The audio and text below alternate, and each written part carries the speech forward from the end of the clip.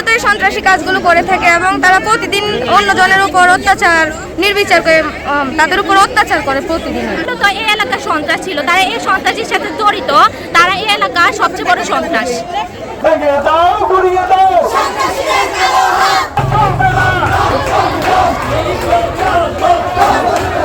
বাহির থেকে লোক এসে আমাদের কলেজ ভাঙচুর করেছে, আমাদের আবু ধাইর স্যার আমাদের অধ্যক্ষের গায়ে হাত দিয়েছে, সহকারী অধ্যক্ষের গায়ে হাত দেওয়া হয়েছে, কি স্টুডেন্টদের গায়ে হাত দেওয়া হয়েছে, শিক্ষকদের গায়ে হাত তোলা হয়েছে। এই জন্য আমাদের ছোট ভাইদের গায়ে হাত তোলা হয়েছে। এই জন্য আমরা বিচার চাই, সুষ্ঠু বিচার চাই, যাতে ভবিষ্যতে আমাদের কলেজ ক্যাম্পাসে এমন কোনো কর্মসূচি না হতে পারে।